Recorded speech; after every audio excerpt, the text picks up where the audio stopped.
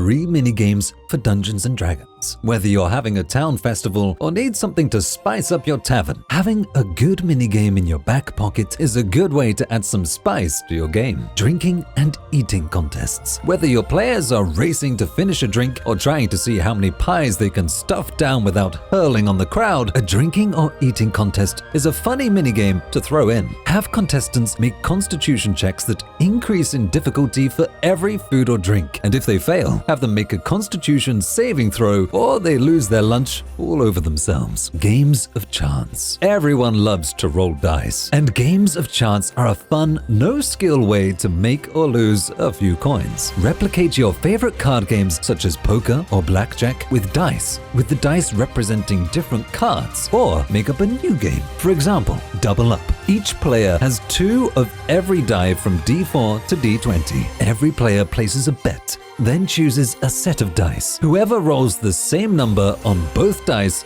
gets the pot. And if nobody wins, the pot carries over. Each set of dice can only be used once. Monster Racing. Each contestant chooses a mount that is of varying difficulty with control, speed, and endurance. The players make animal handling checks to control their mount, having them cross multiple obstacles such as jumping over fences or swimming across a lake. Whoever reaches the end first wins. 5 games for your Dungeons & Dragons taverns. Flick the coin. A mug is placed on the far side of the table, and each player takes turns flicking a coin. Whoever lands closest to the mug without touching it wins, but landing inside of the mug means winning double the amount of money. Players roll a d20 and add up to their dexterity modifier. Closest roll to 15 wins, but 15 exactly wins double the prize. Mystery Brew Roulette. Taverns are for drinking, and nothing says a wild night like a round of the Mystery Brew Roulette. The barkeep pours a dozen concoctions for the table, each at various strengths. Each player randomly chooses a drink, making a constitution saving throw based on what they drank, and the last person standing, without blacking out, wins the pot. 3 blind mice race. The barkeep pulls out an elaborate maze that he's made for his 3 blind rats. Patrons of the bar can place their bet on which rat they think will reach the end first and eat the cheese. Then, a series of skill checks are made by the rats to see who gets the cheese and who goes home with a pocket full of coins. Goblin Teeth. The rules are simple. A sack contains between 2 to 20 goblin teeth, and each contestant can shake the bag, placing a bet on how many teeth are in the sack. The closest guess wins, but if you're exactly right, you get a drink on the house. Cups and Balls. A classic game that everyone knows. 3 cups, 1 ball, and a pair of quick hands to mix them up. The cup master seems to be especially skilled, however, as while a dozen people have done the challenge, each one ends up with an empty cup. However, a perceptive person might realize that the man is palming the ball mid-game, leaving all 3 cups empty. Catch him in the act to gain the respect of everyone in the bar. 5 special events for your D&D world. The Day of the Missing Sun. Centuries ago, the sun vanished from the sky for a full day, leaving the realm in darkness. To commemorate the day, everyone wears black and blindfolds themselves for an hour at noon, while performers reenact the event with shadow puppetry. The celebration ends with a prayer that the realm does not get left in darkness again.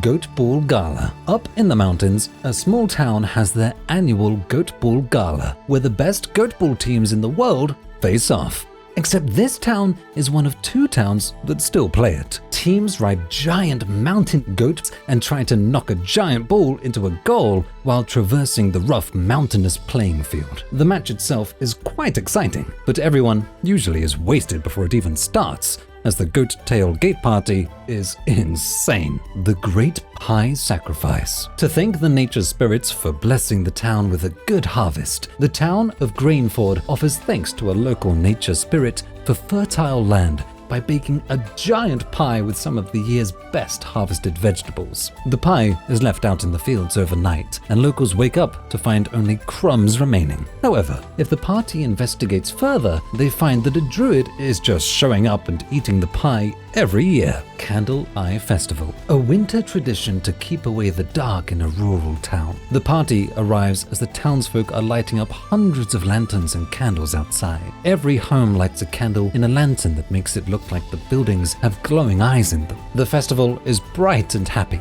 but as a bell rings before midnight, everyone rushes indoors. At midnight, dark shadow creatures enter the town and try to enter the homes, but stay away from houses with watchful candle eyes. Festival of Lies. To honor the god of secrets and deception, everyone in town goes around telling people 2 lies and a truthful statement. If you can guess which one is the truth, you receive a ticket, but if you guess incorrectly, you must give up one of your tickets instead. The tickets are turned in for prizes at the end of the day. If you are enjoying this video, check out my Patreon, where you can get access to original monster stat blocks, awesome magic items, and full adventure PDFs every month, or events for a tournament arc in D&D. My favorite thing to do between arcs in my campaigns is have a tournament where my players can compete against other teams for a special prize and bragging rights. I plan a series of events where the players enter either individually or as a group. Here are some of my favorites. Obstacle course. As the competitors line up at the starting line, a voice magically echoes across the arena. Introducing the course. Competitors must first lift up and run under gates that get progressively heavier, then swing from rope swing to rope swing, and finally dodge falling rocks as they climb up the rock wall to reach the goal. I love making a couple of events be a series of physical challenges. They can do athletics checks that include climbing or carrying heavy things, or acrobatics checks where they have to balance or jump from platforms. Have the DC get progressively more difficult and add penalties if they fail, such as them losing time. Talent show.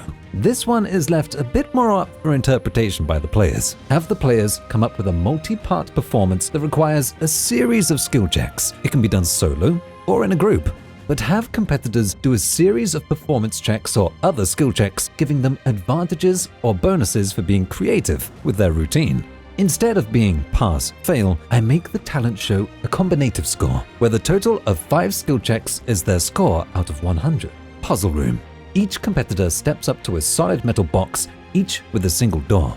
After entering the box, a voice announces the start of the competition, a battle of the brains. Each wall has a different puzzle or riddle, and only by completing all 4 walls will the door unlock once again. I love surprising my players with this one by bringing out physical puzzles and riddles for them to solve. Set a timer and let them begin, allowing them to make intelligence checks for each puzzle or riddle and giving them clues based on how well they roll. This challenges both the players and the characters. Good old-fashioned fight. You can't have a tournament arc without an epic fight at the end. I tend to make the other events lead up to the fight, so they hopefully use some of their resources before the end. The second to the last event, I make a fight against a monstrous beast, usually making the players roll to see what they face. You can add a layer of complexity by telling the players that they will be judged by how much flair they add while fighting. Then, for the finale, have the 2 finalist groups face off in a fight. The tournament arc is a fun way to fill 1 or 2 sessions in between long arcs, with a good mix of skill challenges, problem solving, and combat. Let me know some of your ideas in the comments. 3 winter festival games. Dashing through the snow. At the top of a snowy mountain, racers line up for the yearly sled race. Each sled has their own good and bad points, such as control and speed. But after choosing a sled, you must race to the bottom, avoiding dangerous traps and pitfalls while trying to stop the other racers. Sudden death snowball fight. It is war out in the snowfields today, as 2 teams are formed with magical snowballs all across the battlefield. Players must run around, collecting ammunition and taking down the enemy before they get taken down themselves. Once hit, you explode in a puff of colored snow and are eliminated. If you can make it to the end, your team shall go down in history. Shoveling snow. Contestants are given a shovel and stand around a 20 by 20 grid of snow. Inside the snow is a number of treasures, and whoever digs up the most treasure will be the champion of the snow festival. But be warned, buried in the snow is not just treasure, but several traps and snow monsters determined to slow you down. Will you become snow kings and snow queens, or will you be buried alive?